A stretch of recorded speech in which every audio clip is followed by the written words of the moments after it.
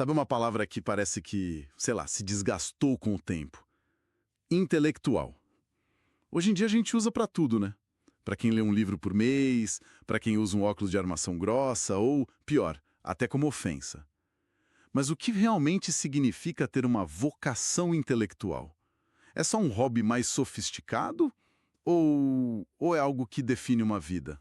Essa é a pergunta de US$ 1 milhão. E para buscar uma resposta, a gente foi direto numa fonte clássica. Quase um manual de instruções para quem sente esse chamado.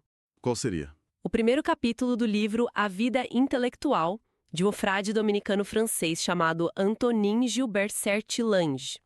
É um texto, olha, de 1920, mas a força das ideias é impressionante como soa atual. E a nossa conversa hoje vai ser justamente para tentar decifrar a essência do que ele propõe. Pelo que eu vi no material, ele constrói essa ideia em cima de 3 pilares que parecem, assim, à primeira vista, até um pouco contraditórios. Primeiro, ele diz que o intelectual é um consagrado. Depois, que ele não pode ser um isolado. E, por fim, que ele pertence ao seu tempo. Vamos tentar montar esse quebra-cabeça. Ok, vamos começar por essa primeira ideia que eu acho que é a mais impactante. O intelectual como um consagrado. Essa palavra é muito forte. Tem um peso quase religioso, né? O que ele quer dizer com isso? É exatamente essa a intenção dele. Para o Sertillanges, a vida intelectual não é um passatempo. Sabe, não é algo que se faz, quando sobra tempo. É uma dedicação central. É uma escolha que orienta todas as outras. Ele diz que essa vocação não se contenta com uma tintura superficial. Exige, e aqui eu vou até citar, penetração, continuidade e esforço metódico. É, de fato, um compromisso de vida inteira. Entendo, mas isso soa exaustivo.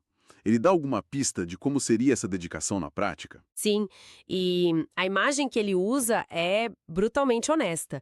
Ele diz que o intelectual é um atleta da inteligência e que, como todo atleta, precisa de privações, longos treinos e tenacidade por vezes sobre-humana. Nossa, Isso quebra completamente aquela imagem romântica do pensador de pijama, tomando café e tendo ideias geniais do nada.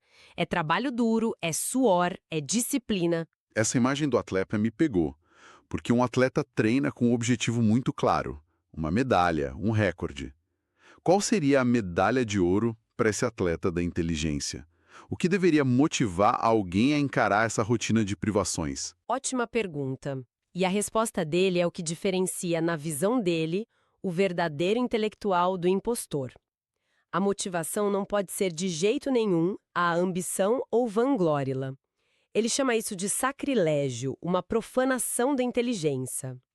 O único motor válido, a única busca que justifique esse sacrifício todo é a verdade. Um desejo genuíno de entender as coisas como elas são, livre de vaidade. Então é um chamado que vem de dentro, uma necessidade quase que existencial de buscar a verdade. Precisamente, ele fala de um apelo sagrado, algo que está inscrito nos nossos instintos, nas nossas capacidades. E tem uma citação que ele pega de Disraeli que amarra isso de forma perfeita. Fazei o que vos agrada, contanto que isso verdadeiramente vos agrade. Interessante. Ou seja, não é sobre fazer o que é fácil ou prazeroso no momento, mas aquilo que, no fundo da alma, você sente que nasceu para fazer. Mas essa ideia de consagração e chamado sagrado, isso não corre o risco de tornar a vida intelectual algo meio elitista, acessível só para alguns gênios iluminados que têm todo o tempo do mundo para se dedicar? É aí que o texto fica surpreendentemente prático e eu diria até democrático. Sertillanges ataca diretamente essa ideia. Ele argumenta que o que realmente importa não é o brilhantismo do talento, mas a constância do esforço. Ele usa a famosa fábula da tartaruga laboriosa que, com sua persistência, ultrapassa a lebre indolente e genial. A frase que ele usa como lema é: o gênio é longa paciência. Eu gosto disso. Tira o peso da genialidade e coloca o foco naquilo que a gente pode controlar, o esforço e a organização. Exato! E ele vai além. Ele se dirige diretamente ao jovem, ao trabalhador, àquela pessoa que diz, eu não tenho tempo para isso. Ele faz um apelo quase pessoal. dizendo que 2 horas por dia dedicadas com foco e paixão são suficientes para talhar um destino intelectual. 2 horas. 2 horas. Isso desmonta a principal desculpa que a maioria de nós usa. Não é sobre ter o dia inteiro livre. É sobre consagrar aquele pequeno tempo de forma absoluta. Nossa, isso muda tudo, porque transforma a vocação de uma condição de vida, tipo, sou rico e tenho tempo, para uma decisão, uma escolha de como usar o tempo que se tem, por mais escasso que seja. E ele ainda dá um último argumento poderoso. Diz que as próprias dificuldades, as limitações, podem ser uma vantagem. A citação é fantástica. Qual? Uma corrente apertada entre margens estreitas e romperá mais longe. Ou seja, ter pouco tempo ou poucos recursos te força a ter mais foco, a ser mais criativo e a ter mais garra. A restrição pode acabar gerando potência. Ok, essa primeira ideia ficou bem clara. É uma dedicação total, movida pela busca da verdade e sustentada pela disciplina, não necessariamente pelo gênio ou por condições ideais. Mas essa imagem do atleta, do foco intenso, da disciplina quase monástica, isso me leva direto a uma outra questão. Como alguém consegue manter esse nível de concentração sem se isolar completamente do mundo? Essa pessoa não acaba virando um eremita numa torre de marfim? Essa é a ponte perfeita para o segundo pilar dele. E o Sertilanges parece que antecipa essa crítica, porque ele faz uma distinção que é absolutamente central para todo o argumento dele, a diferença entre solidão e isolamento. Solidão e isolamento. Para mim, pareciam quase sinônimos. Qual a diferença para ele? É uma diferença de propósito. A frase-chave dele é: se a solidão vivifica, o isolamento paralisa e esteriliza. A solidão para ele é o espaço físico e mental necessário para o trabalho profundo. É o silêncio do laboratório, o momento em que você desliga as notificações para poder pensar, ler, escrever. É uma ferramenta de trabalho. Entendi. Já o isolamento é uma atitude espiritual. É se sentir separado da humanidade, é perder o contato com os outros. O isolamento, ele diz, é inumano. Certo. Então a solidão é um retiro estratégico para trabalhar pela humanidade, enquanto o isolamento é fugir da humanidade. Perfeito, é isso. O trabalho intelectual, na visão dele, não pode jamais acontecer num vácuo. Ele precisa ser feito, e aqui eu cito de novo, com o sentimento do homem, das suas necessidades, das suas grandezas. O intelectual tem que ter a humanidade no coração enquanto trabalha na solidão do seu escritório. Se ele perde essa conexão, seu trabalho se torna estéril, um exercício de vaidade. O que se conecta com a ideia da motivação que a gente falou antes, né? O propósito final não é o próprio umbigo. De forma alguma. A palavra que ele usa para descrever o conhecimento adquirido é sacerdócio. É um serviço.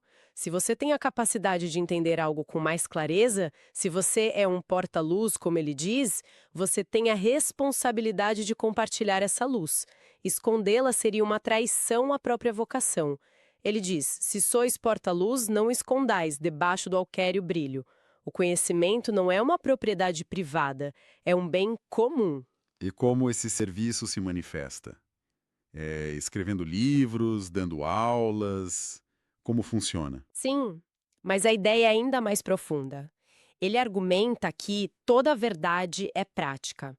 Mesmo a mais teórica das verdades tem, em algum nível, uma consequência para a vida. E é aqui que ele faz uma conexão teológica muito forte, mas que tem um significado universal. Ele cita a famosa passagem do Evangelho: Eu sou o caminho, a verdade e a vida.